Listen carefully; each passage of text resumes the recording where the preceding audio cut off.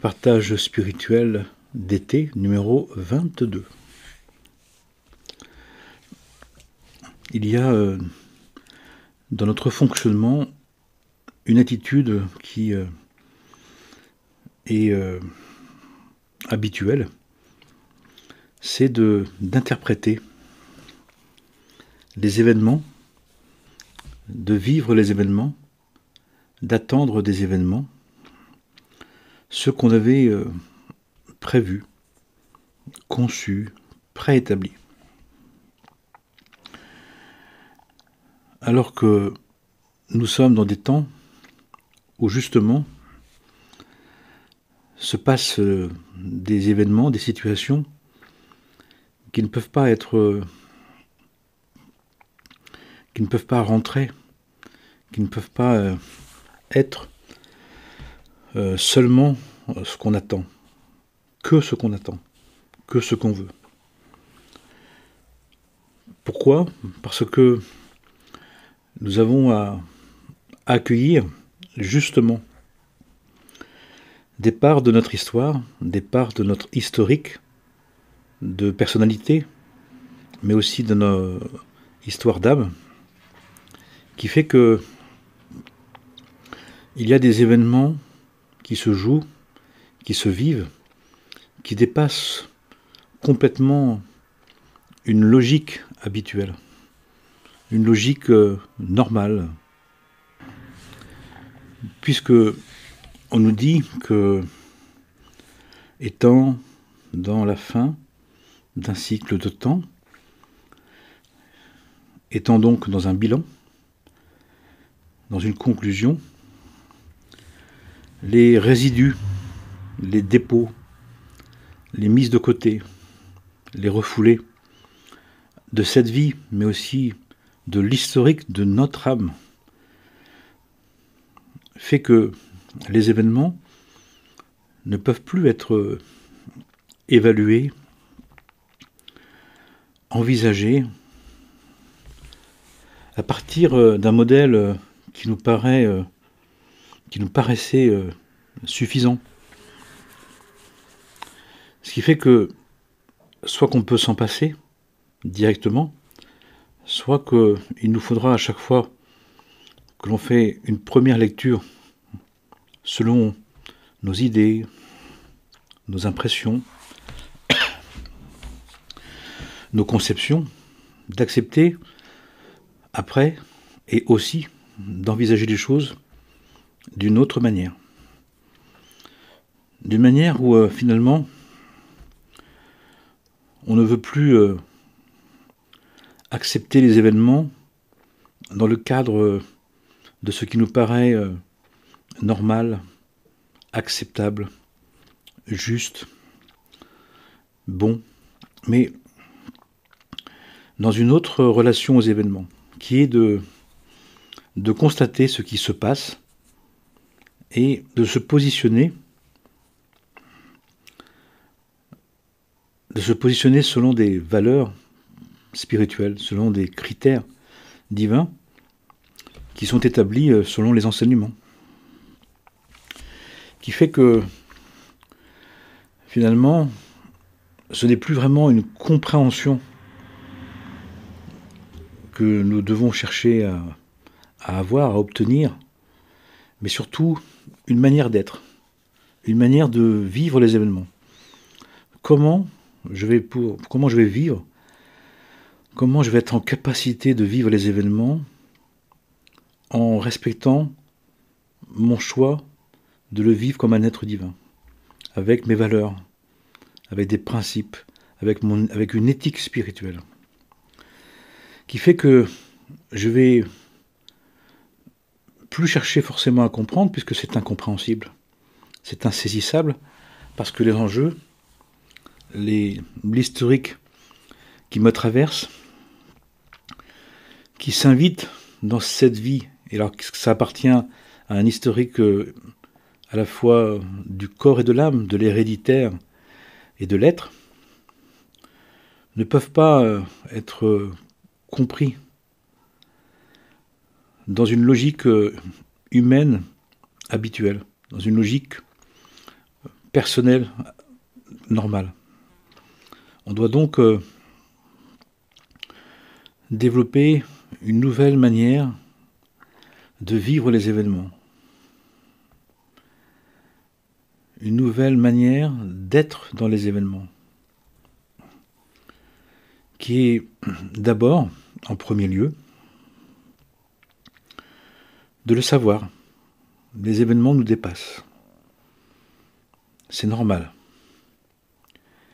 Et on ne peut plus les réduire ou les niveler à notre compréhension, à notre image personnelle. Que ce dépassement nous demande d'accueillir les événements qui se produisent dans la conscience, qu'il se passe quelque chose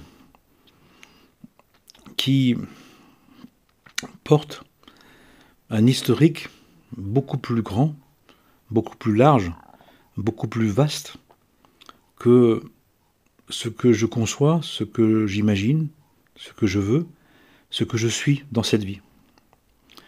Et pour autant, ça me concerne. Et pour autant, je dois en tenir compte. Et pour autant, j'en suis responsable. J'en suis comptable. Tout simplement parce que ça se passe dans ma vie. On peut à cet endroit-là, à ce moment de la prise de conscience, dire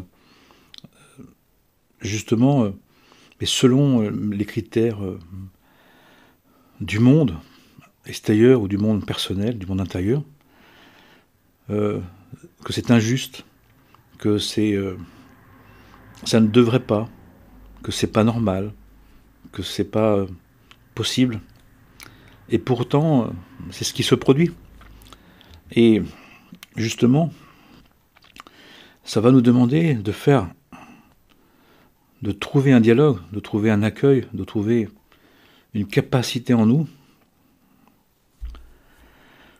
d'accepter que ce qui se passe dans notre vie, qui nous dépasse, qu'on n'a pas choisi, qui est incongru, on voit actuellement, qui traverse notre existence en un instant, qui peut complètement la bouleverser, la retourner, complètement l'ébranler. Des personnes m'appellent et me disent qu'en un instant, toute leur vie s'écroule. Une femme annonce à son mari qu'elle part. Un homme qui était en très bonne santé, un jeune homme très bonne santé, qui vivait sa vie à pleines dents, meurt. Alors que rien n'est plausible. Il n'y a pas d'indice qui dit que quelque chose qui ne va pas. Une entreprise qui fonctionne bien, d'un seul coup, se retrouve à être mise en procès pour un détail et détruit toute la société. Quelqu'un qui est pris en flagrant délit de débauche au beau milieu d'une salle de concert et qui perd tout en un instant. Etc., etc. En tout cas, dans tous les sens, dans toutes les situations, des événements qui viennent traverser nos vies, s'imposer dans nos vies, foudroyer nos vies, et qui, sur la lecture normale, la lecture habituelle, ce n'est pas plausible, ce n'est pas possible, c'est inacceptable. Et pourtant, ça se passe quand même. Et c'est là où nous avons besoin de comprendre que nous sommes dans des temps très particuliers, et que les temps dans lesquels nous sommes connotent ce que nous pouvons vivre. Quand un pays déclare la guerre à un autre, la veille, les deux peuples de ces pays vivaient leur vie, avaient leurs projets, voulaient vivre simplement leur bonheur. Et en un instant, une déclaration de guerre détruit tous les projets, détruit toutes les situations prévues, normales, habituelles, souhaitables, désirables. Là, c'est tangible. Il y a un événement, quelqu'un qui déclare. Mais c'est du même ordre, à vrai dire. En nous, des événements se produisent qui nous interpellent, qui nous dérangent, qui nous secouent, qui nous bouleversent, mais qui viennent de notre histoire d'âme. Et c'est là où, malheureusement, terriblement, nous avons perdu cette conscience que nous portons un historique à la fois héréditaire, mais aussi de l'âme, qui fait que on pense qu'on arrive, que cette vie, elle est unique, qu'elle est la seule, et qu'il ne s'est rien passé avant et qu'il ne se passera rien après. Et que finalement, alors on a le droit à tout, que tout est possible, et qu'on a le droit surtout à ce qu'on veut, ce qu'on a déterminé, ce qu'on a décidé. Et que tout ce qui est contraire, tout ce qui s'oppose, tout ce qui n'était pas prévu, tout ce qui était imprévisible, tout ce qui était inconnaissable, n'a pas le droit d'être, n'a pas lieu d'être. Et donc on se met des œillères,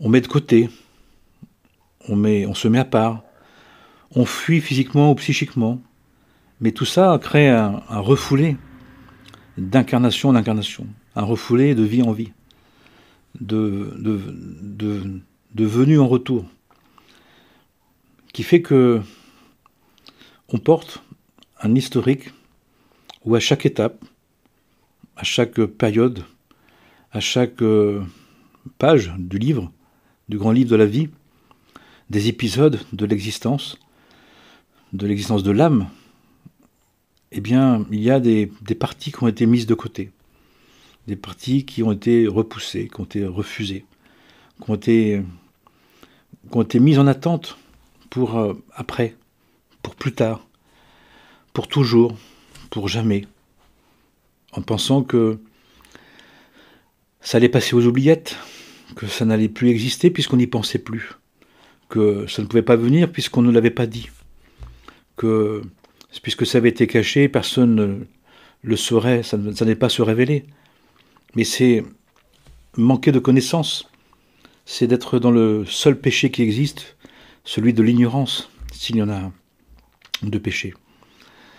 De cette erreur cruelle, cette erreur de l'ignorance, qui fait que on se fait croire que, en quelque sorte, on pourrait se cacher de Dieu, que le divin ne verrait pas tout, que tout ne serait pas enregistré, que ce qui resterait de nous, c'est ce qu'on veut qui reste de nous.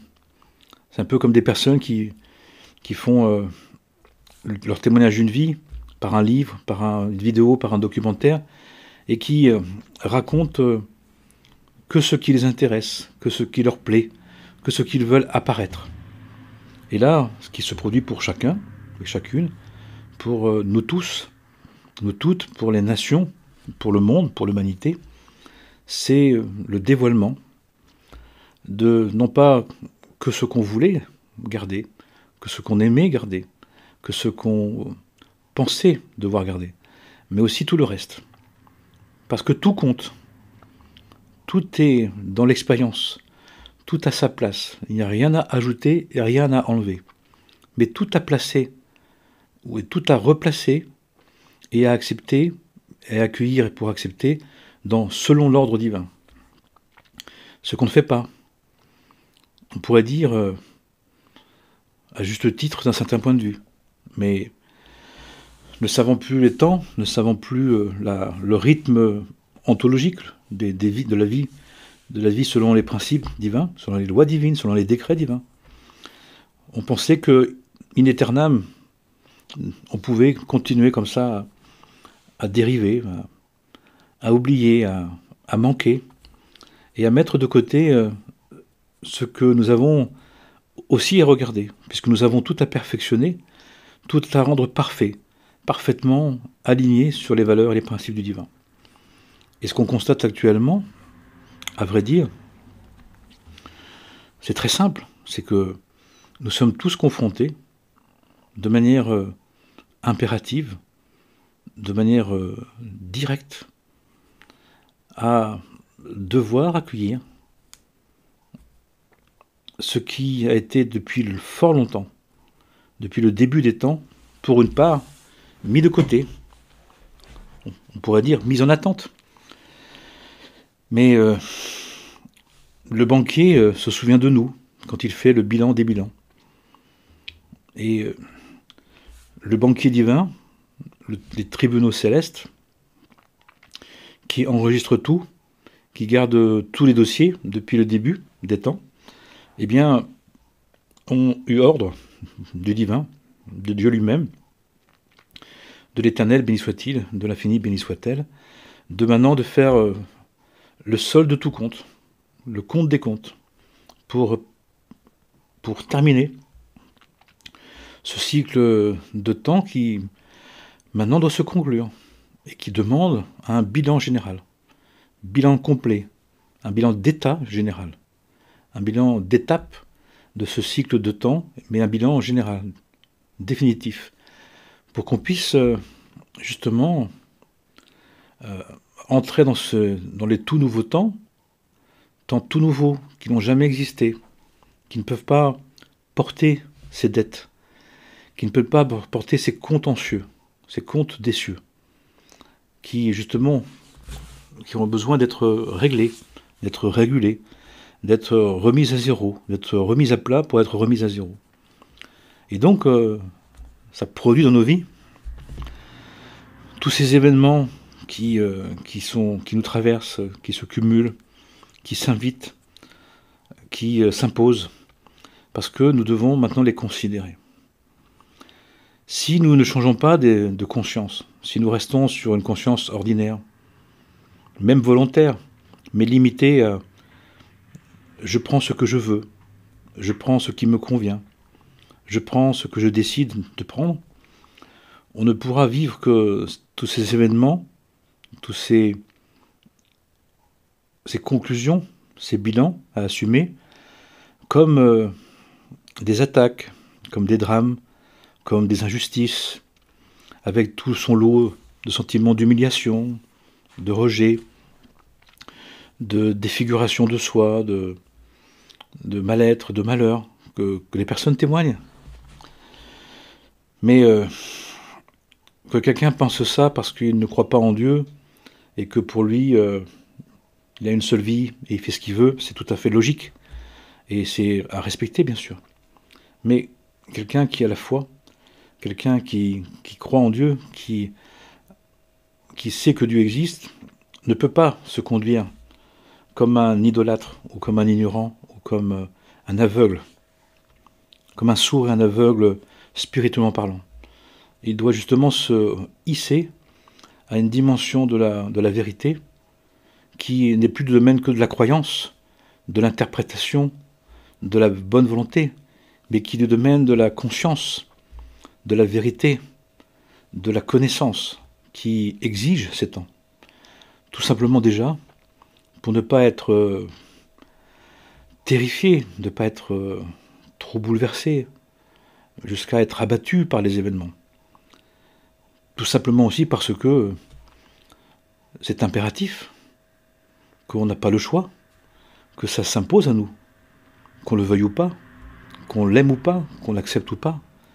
Le divin, même s'il nous laisse du temps, même s'il nous fait participer, qu'il nous a offert une conscience d'exister pour développer librement une adhésion à sa vérité, à sa royauté, n'empêche que le divin maîtrise son monde.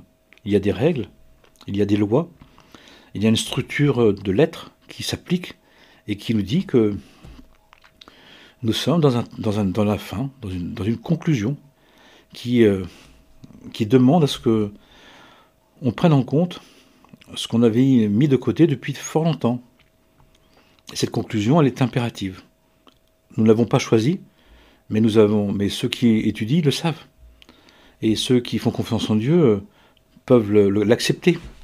Et ceux qui ne le conçoivent pas peuvent commencer à l'envisager autrement. C'est une question d'envisager les choses, justement, en tenant compte du réel, en tenant compte de ce qui se passe, comme des événements même non choisis, même inconnus, même méconnus, même refusés, comme existants pour quelque chose de bon, comme quelque chose de nécessaire, comme quelque chose que le divin avait prévu et nous demande de vivre, de passer. ce qui doit nous permettre justement d'accueillir les événements et de nous placer dans les événements qu'on n'a pas forcément choisis, qu'on n'a pas forcément voulu. Tout simplement parce que ce qui se produit d'inattendu, d'incongru, d'insupportable, d'inacceptable, a déjà été choisi, a déjà été traversé auparavant, mais avait été mis de côté, a été mis en attente. Et maintenant, dans cette conclusion, ça repasse et on doit l'assumer. C'est un peu comme un héritage où on découvre dans cet héritage des mérites, des qualités, des dons, des vocations, des moyens, mais aussi des abus, des transgressions, des limites, des difficultés, des empêchements, des drames, des non-dits, des secrets, positifs ou négatifs, et que nous devons assumer. Et en ce moment, pour des personnes, peuvent se révéler finalement un historique, une partie de leur histoire qui leur a été complètement inconnue ou méconnue, qui se révèle, ce qu'on appelle des secrets de famille. Mais c'est aussi là des secrets de l'âme, des secrets de l'être. Mais les secrets de l'être, si on ne comprend pas la structure de l'être, si on n'a pas travaillé suffisamment, étudié la connaissance, tous ces secrets se révèlent comme des situations qui viennent nous perturber, qui viennent nous déranger, qui nous saoulent, qui nous ennuient, qui nous dérangent, tout simplement parce que on peut se faire croire que finalement quelque chose pourrait se produire dans notre vie qui serait de trop, qu'on n'aurait pas choisi, qui s'inviterait comme par erreur, comme si le divin pouvait faire une erreur, comme si le divin pouvait se tromper d'adresse. Et les événements, alors, au début, on peut penser ça, et qu'on peut même temporairement les repousser encore, ou même les mettre de côté. Et puis, étonnamment, les personnes en témoignent, ce qui a pu encore être repoussé ou refusé, eh bien, revient autrement. Bien sûr qu'il y avait des indices, bien sûr qu'il y avait des prémices, mais on n'a pas vu, on n'a pas regardé, tellement obnubilé par ce que l'on veut comme on veut, tellement fermé sur nos principes, sur nos idées, sur nos conceptions, qui font que ce qui se passe de plus, ce qui se passe de trop, ce qui se passe de différent, est considéré comme mauvais, comme mal, comme mauvais, comme injuste, comme insupportable, comme quelque chose qui viendrait en trop, comme si quelque chose qui deviendrait de manière pas normale, comme s'il y avait une erreur. Mais il n'y a pas d'erreur. Il n'y a aucune erreur. Que ça nous plaise ou pas, même si c'est désagréable à le dire, même si c'est désagréable à entendre, il n'y a pas d'erreur. Nous sommes des êtres divins. Nous ne sommes pas qu'une personnalité d'emprunt pour une vie. Nous sommes un être divin, dans une quête spirituelle, dans une odyssée de la conscience, dans un chemin sacré, dans une voie sainte, pour atteindre l'éternité, pour se sanctifier, afin de rentrer dans l'éternité avec une conscience individuelle qui est capable de tenir, qui est capable d'exister dans l'éternité. Et pour ça, il nous faut nous revêtir, fabriquer ces vêtements de lumière. Et pour cela, il faut se défaire des vêtements de peau, des vêtements d'ignorance, d'inconscience, d'ignorance, de débauche, de puissance personnelle, d'avoir personnel, de vouloir personnel, qui justement limitent les situations et limitent la compréhension des épreuves, des défis que nous devons vivre, ceux que nous avions prévus, ceux que nous avons conçus, ce que nous pouvions accepter, mais aussi tout le reste. Et comme il y a impératif, comme il y a urgence, comme il y a nécessité, malgré notre ignorance, malgré notre oubli, nous sommes rappelés Le banquier nous appelle et nous dit vous vous souvenez, il y a 10 ans, on vous a fait un prêt et on vous avait laissé 10 ans pour commencer à rembourser. Et là, comment il y a 10 ans j'avais fait un prêt mais il me semblait bien là, voilà que non, c'est pas parce qu'on n'a rien dit pendant 10 ans, c'est pas parce qu'il s'est rien passé pendant 10 vies, c'est pas parce que rien passé de génération en génération que ce qui doit être pris en compte, ce qui doit être régulé, ce qui doit être rendu, ce qui doit être réparé, a été perdu. Au contraire, nous avons retrouvé vos dettes. Nous avons retrouvé ce que vous nous devez. Nous avons retrouvé ce qui doit maintenant s'intégrer, qui doit être accueilli, qui a besoin d'être entendu. Ouais, mais vous comprenez, moi j'ai ma vie quand même à vivre. Ben, ça fait partie de votre vie, monsieur. C'est vous qui avez fait sur le document. C'est bien monsieur, madame, nanana, c'est bien ça, né-le, oui. C'est bien vous. Et puis, parfois, c'est des contrats d'âme. Vous savez que vous êtes cette âme-là, vous êtes cet être divin. Ben oui, voilà, ça vous appartient. Ça a été contracté de vie en vie et vos ancêtres se sont engagés à ce que toutes les générations d'après s'engagent à régler au fur et à mesure les comptes. Oui, d'accord, mais je veux bien faire une part, mais les autres continueront.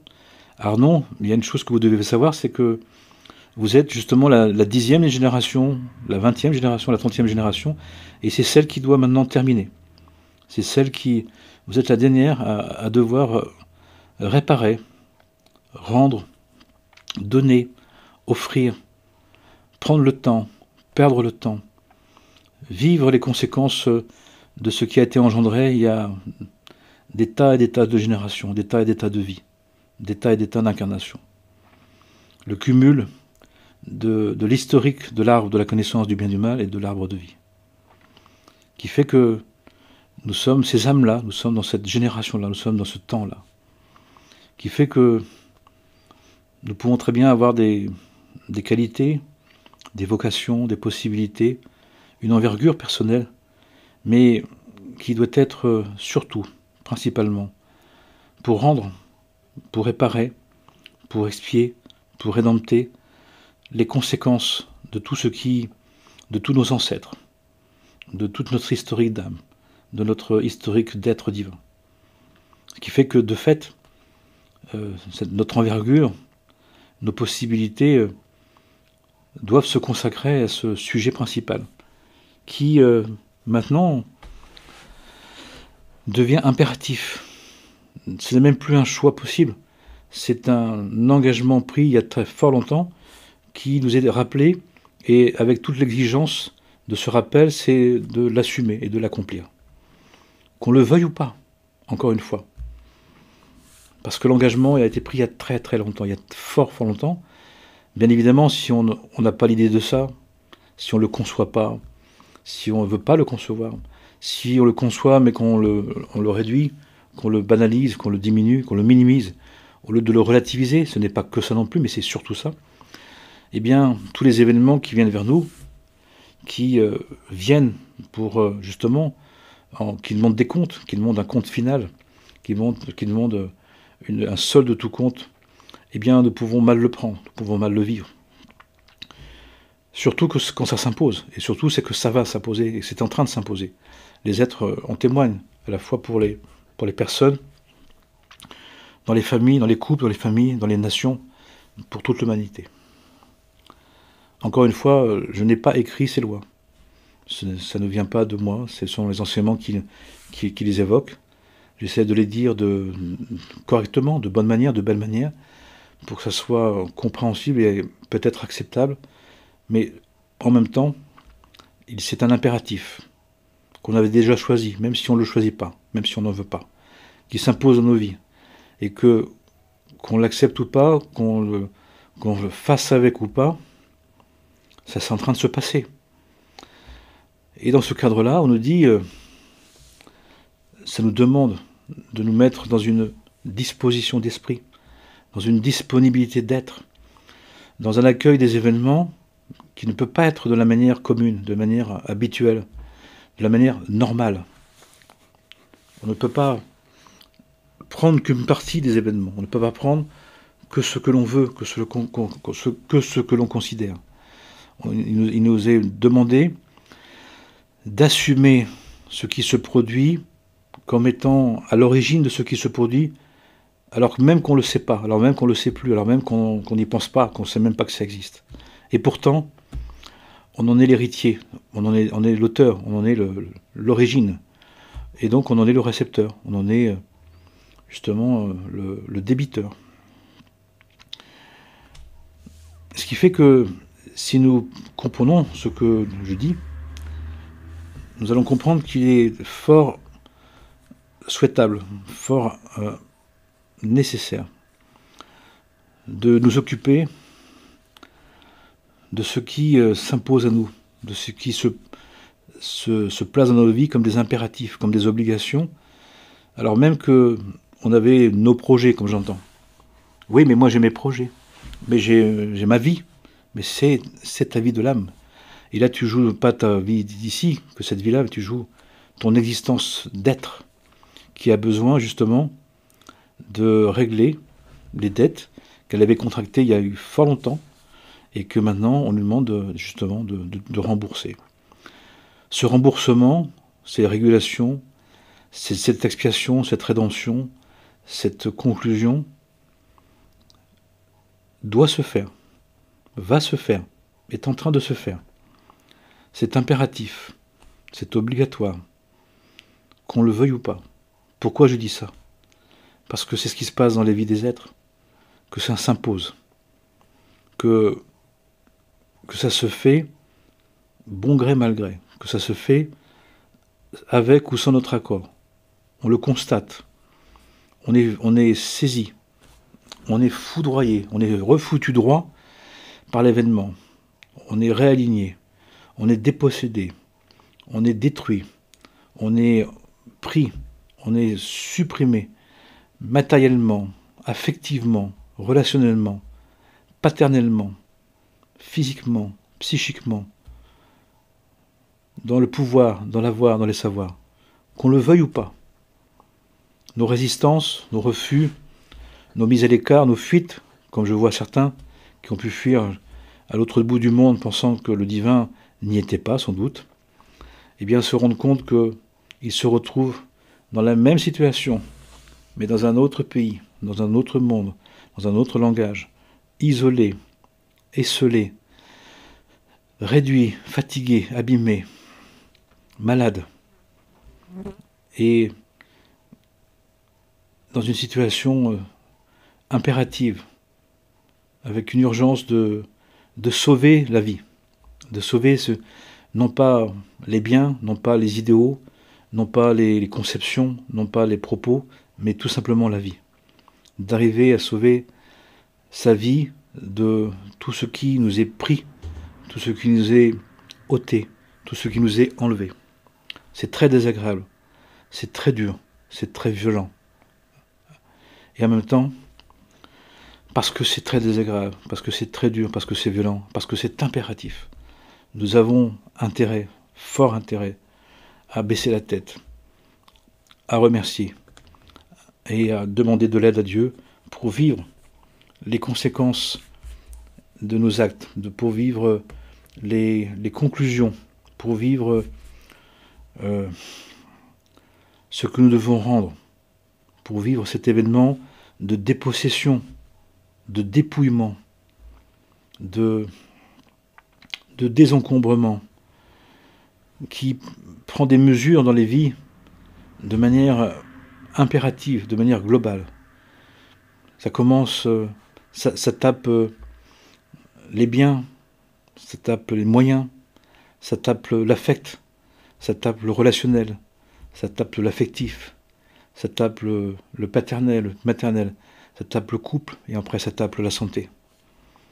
Ce qui fait que, et parfois les personnes sont saisies, non pas dans une à la fois, après l'autre, mais dans plusieurs ou par tous ces aspects-là au même moment. Il y a une dégradation, il y a une désillusion, une défiguration de l'être qui est terrifiante et en même temps qui s'impose à nous. Parce que ça veut dire que ça fait des générations et des générations des vies et des vies, des mondes et des mondes, des temps et des temps que l'oubli, que la mise de côté a été faite et que là, comme on ne peut plus la reporter, comme on ne peut plus la déplacer, comme on ne peut plus la remettre encore en attente, et de passer une vie tranquille pour que ça se passe, au lieu de, comme on ne peut plus faire croire au divin qu'on va s'en occuper un jour, puisque l'argument de chacun et chacune, d'une manière ou d'une autre, ça a été, quand ça ira bien, quand ça ira mieux, je m'occuperai. Mais on n'a pas rendu ce qu'on devait rendre, on n'a pas forcément donné ce qu'on devait donner, on n'a pas forcément offert ce qu'on devait offrir, et on n'a pas forcément assumé ce qu'on devait assumer, puisqu'on était trop pressé de faire exclusivement la part qu'on voulait, la part qu'on avait décidée, la part qu'on déterminait, de manière impérative, de manière tellement dense, tellement déterminée, que le reste, on l'a mis de côté, on l'a mis en attente, puis après on l'a mis de côté, puis après on l'a oublié, puis après on l'a mis dans la case perte et fracas. Mais ça ne marche pas. Le divin, jusqu'au moindre cheveu, nous dit-on, enregistre tout. Toutes nos pensées, nos paroles et nos actes sont enregistrés. Compte, traverse les temps, traverse les vies, traverse les mondes, traverse les générations. Et comme nous sommes dans cette conclusion, eh bien, tous les agrégats, tous les dépôts, toutes les auréoles, toutes les tâches, toutes les imprégnations qui maintenant demandent leur compte, ont besoin d'être soldées, sont soldées. Certains ont fait des grosses dettes dans un aspect de la vie. D'autres ont fait plein de petites dettes dans différents aspects de leur vie. Et là, tout est en train de se cumuler. Tout est en train de revenir au même moment. Et les personnes en témoignent. Donc les personnes sont paniquées, les personnes sont foudroyées, sont terrifiées. Et la seule chose qui nous reste, c'est d'accepter de rendre ce qu'on doit rendre, donc de perdre ce qu'on doit perdre, de rendre ce qu'on nous prend et de le remercier, de rendre ce qu'on nous prive et de le bénir, puisque c'est impératif, puisqu'on n'a pas d'autre choix, mais on a quand même un choix, c'est de faire avec, de ne pas ajouter au désagrément rude, très amer, de la dépossession, du dépouillement, du déconditionnement, en plus le refus de la vérité, le refus du remerciement, de la gratitude, de la bénédiction, qui est un acte de foi en Dieu, de foi en Christ. C'est-à-dire, je remercie pour tout ce qui me quitte, tout ce que je perds, mais pas un peu. Surtout qu'on nous dit que si on n'est pas vraiment partant, que si on n'est vraiment pas d'accord, que si on ne rend pas avec joie, si on ne perd pas avec bénédiction, on n'aura pas fait tout le travail, qu'on n'aura pas tout rendu, qu'on n'aura pas tout accepté, qu'on aura pensé que comme c'était pas normal, comme c'était pas juste, eh bien, ça reviendra pour que ça soit pris comme quelque chose de tout à fait juste, de tout à fait normal, de tout à fait certain, de tout à fait évident, de tout à fait fondamental. Donc puissions-nous considérer les choses de cette manière-là, puisque de toute façon on y est et qu'on ne peut pas faire vraiment autrement, mais acceptons, soyons d'accord, soyons partants, soyons bénissants, soyons heureux, joyeux de tout ce qui nous quitte, de tout ce que l'on perd, de tout ce que l'on rend, parce que nous faisons spirituellement parlant, un très beau travail, un énorme travail d'en finir avec les contentieux, d'en terminer avec les dettes, d'en terminer avec tous ces freinages, tous ces contentieux, tous ces empêchements, tous ces poids, toutes ces lourdeurs qui nous pèsent. Et comme on dit, quelqu'un qui paye ses dettes s'enrichit, quelqu'un qui paye ses dettes peut dormir sur ses deux oreilles. Et c'est la meilleure des préparations, et c'est la préparation qu'on nous demande de faire avant justement ces temps tout messianiques, vraiment messianiques, qui justement seront des temps tout nouveaux, où on passera à une autre étape de la conscience, qui nous demande avant ça, justement, d'en terminer avec toute cette historique pour obtenir et garder que les mérites et ainsi de se préparer à notre devenir.